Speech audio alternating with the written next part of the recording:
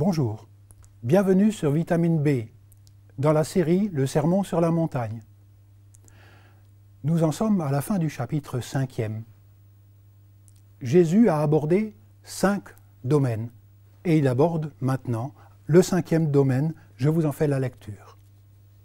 Jésus dit, vous avez appris qu'il a été dit, tu aimeras ton prochain et tu haïras ton ennemi. Eh bien moi je vous dis, dit Jésus, aimez vos ennemis et priez pour ceux qui vous persécutent. Ainsi, vous vous comporterez vraiment comme des enfants de votre Père céleste. Car, lui, il fait luire son soleil sur les méchants aussi bien que sur les bons. Et il accorde sa pluie à ceux qui sont justes comme aux injustes. Si vous aimez seulement ceux qui vous aiment, allez-vous prétendre à une récompense pour cela? Les collecteurs d'impôts eux-mêmes, n'en font-ils pas autant si vous ne saluez que vos frères? Que faites-vous d'extraordinaire? Les païens n'agissent-ils pas de même? Votre Père céleste est parfait. Soyez donc comme lui, parfait. Jusqu'à là, la lecture de l'Évangile à la fin de Matthieu chapitre 5. Un appel extraordinaire. C'est le plus des chrétiens, le 5e domaine que Jésus aborde pour parler de cette justice du royaume de Dieu qui est différente de cette justice pénale des humains, aussi des humains religieux de son temps. D'abord, l'ordinaire, quand il s'agit de l'agresseur, l'ordinaire, l'habituel, quand il s'agit de celui qui nous en veut, l'ennemi. Notre ambiance dans laquelle nous baignons nous a largement catéchisés. Nous savons aimer ceux qui nous aiment. Tout le monde sait le faire. Jésus le dit. Saluez les frères, ceux qui sont de votre clan. Mais aussi, nous savons, plus que nous le croyons, haïr, et le mot est fort, ceux qui ne nous ressemblent pas.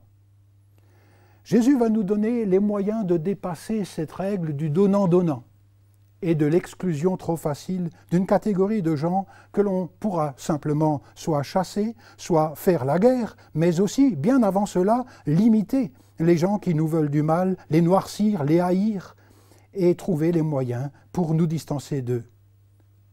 Au mieux, par rapport à ceux qui ne nous aiment pas, nous demandons et implorons la réciprocité. Au pire, c'est même pas la réciprocité, c'est la guerre. C'est-à-dire cette tourmente sans fin, soit révolutionnaire, soit légale et organisée qu'est la guerre. Le rapport à l'ennemi.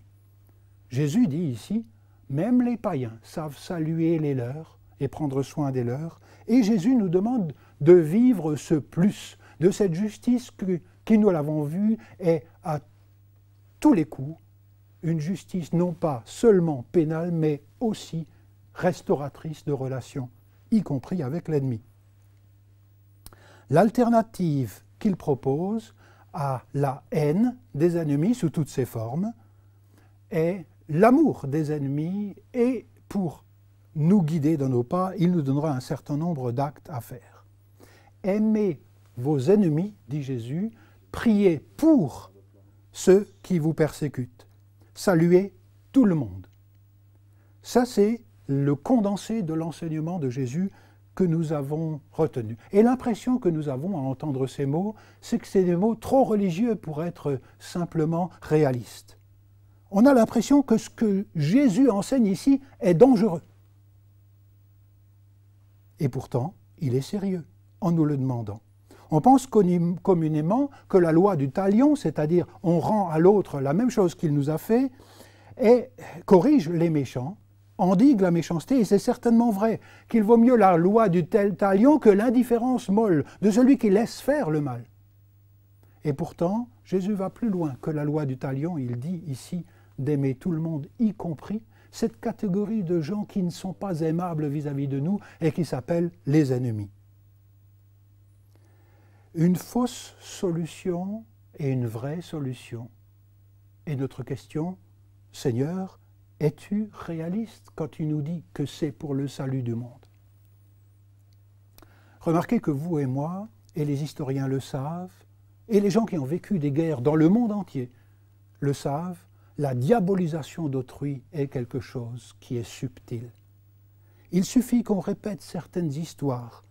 L'idéologie et les intérêts du pays qu'on cherche à défendre par rapport à d'autres, qu'ils soient nationaux ou d'ethnie ou de classe ou de langue, c'est quelque chose de subtil qui mène à des distanciations qui sont la base même de la haine.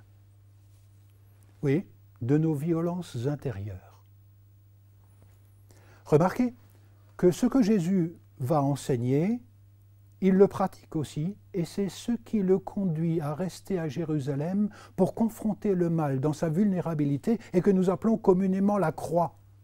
Je vous lis un autre passage du Nouveau Testament qui parle des ennemis et de la haine. Si, lorsque nous étions ennemis, nous avons été réconciliés avec Dieu, donc qui a pris l'initiative, nous dit l'Épître aux Romains, chapitre 5 et au verset 20, au moyen de la mort de son Fils, c'est-à-dire qu'il a donné sa vie. Ne nous infligeons pas notre peine, mais nous aimons alors que nous étions ennemis. Et le texte de Romains continue, à plus forte raison, une fois réconciliés, serons-nous sauvés par sa vie. Sa vie est indissociable de son enseignement, de son modèle, de son esprit. Et son esprit, croyez-le, ici, nous en avons vraiment besoin. Parlant même de la croix comme source du pardon, nous trouvons dans l'Épître aux Éphésiens chapitre 2, juste pour qu'on se rende bien compte que c'est la prise au sérieux de cet enseignement de Jésus qui fait la nouveauté du peuple international de Dieu. Il a voulu ainsi, Éphésiens 2, 14 et suivants, par la croix donc, créer en lui une nouvelle entité, un homme nouveau, une nouvelle réalité, une nouvelle manière de régir, en établissant le shalom, ou la paix, et les réconcilier, c'est-à-dire tous deux, juifs et non-juifs qui ne s'aimaient pas, les réconcilier tous deux par la croix, en un seul corps, en une seule entité. Oui, Jésus dit d'aimer les ennemis, et il dit, voici le salut du monde.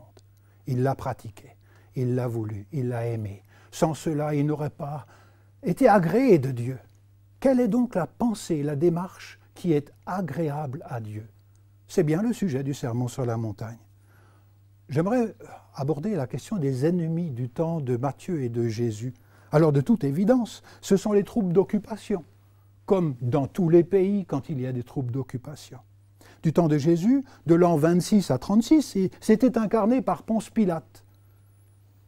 De sinistre mémoire, mais aussi tous les collaborateurs avec ce système d'occupation. Et à l'époque de Matthieu, c'est-à-dire après la résurrection du Christ, quand le vieil apôtre écrit ce dont il se souvient de Jésus pour l'Église de son temps, et cela incluait aussi ceux qui excluaient les Juifs croyant en Jésus de leur synagogue et qui les persécutaient. Ça reste valable au cours des siècles et dans toutes les civilisations et sociétés.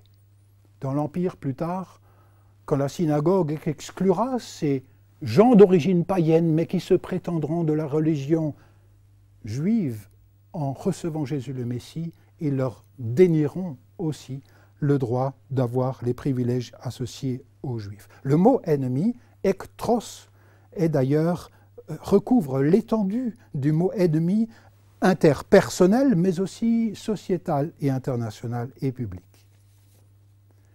Le rapport à l'ennemi dans l'Ancien Testament est quelque chose qu'il est important de voir. Nulle part nous avons un commandement de haine de l'ennemi. Nulle part dans l'Ancien Testament.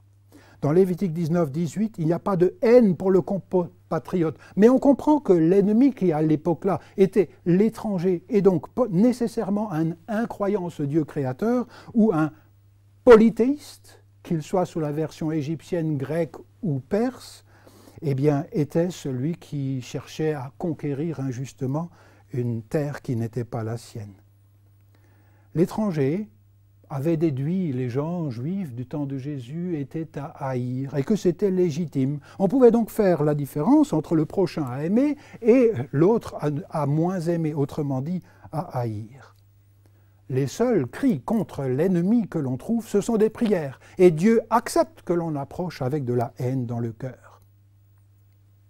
Pour le reste, dans Exode 23, 4 et suivant, il est même dit que si tu vois ton prochain qui a son bœuf qui se perd, tu dois lui ramener.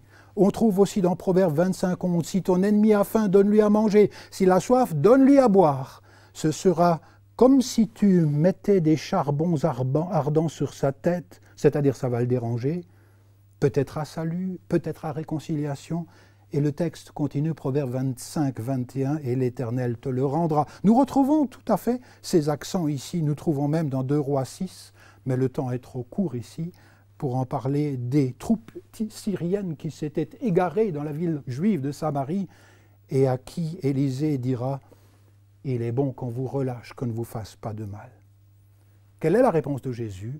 Aime pas seulement ton prochain de ton clan, mais aussi celui qui ne t'aime pas forcément. Des traditions religieuses ou philosophiques du monde entier, remarquez, et aujourd'hui encore, je cherchais à limiter la volonté de Dieu. Oui, les ennemis, mais seulement dans ce cas-là. Oui, les ennemis, mais on peut leur tirer dessus quand même. Et on voit que c'est subtil, c'est précisément le correctif que Jésus apporte. Alors, quels sont les moyens de cet extraordinaire? Que faites-vous d'extraordinaire si vous saluez seulement les gens de vos clans? L'extraordinaire le plus chrétien se transmet par des actes. S'ils vous maudissent, vous les bénissez. C'est-à-dire, ça demande une conversion de nos violences intérieures vers la bienveillance. S'ils vous haïssent, vous leur faites du bien. S'ils vous calomnient, c'est-à-dire disent du mal injustement, vous priez en leur faveur. C'est exactement ce que l'on retrouve ici dans ce texte, mais également repris dans l'Évangile selon Luc, chapitre 6 et au verset 27. Nous ne devons pas devenir les ennemis de nos ennemis, parce que les nations entières qui sont perdues jouent de ce jeu-là. Nous devons conquérir la haine et l'inimitié par l'amour. Alors, c'est mon avant-dernier point. Remarquez le fondement. Pourquoi Jésus dit de faire cela? Il dit « pour l'imitation de Dieu ». Il dit « ainsi vous serez véritablement les enfants de votre Père qui est dans les cieux ». Et lui, le Père, il fait pleuvoir sur les justes et les injustes et son soleil est pour tout le monde. Voici la base du comportement chrétien, du plus chrétien, de ce à quoi on verra véritablement un disciple de Jésus. C'est quelqu'un qui va être en mesure de saluer, c'est-à-dire souhaiter le shalom à tout le monde sans exception. Que son attitude soit bienveillante vis-à-vis de celui qui salue ou qu'elle soit malveillante. Souhaiter le bien. Ceci, pour y arriver, ça ne demande rien d'autre qu'une spiritualité dont on parlera encore les prochaines séquences. Le fondement de l'amour de tous, pour devenir véritablement fils de votre Père qui est dans les cieux, c'est les marques de la famille du Père. Voici le fondement du comportement de Jésus, vrai révélateur du Père, pour que nous comprenions quel est notre chemin. Il s'agit de dépasser l'amour du donnant-donnant. Tu m'invites pour un café, je t'invite pour un café. Tu es gentil avec moi, je suis gentil avec toi. Non, une spiritualité qui aime le Père véritablement. C'est une spiritualité qui dépasse l'animosité, l'inimitié qui peuvent se trouver dans le cœur de nous tous.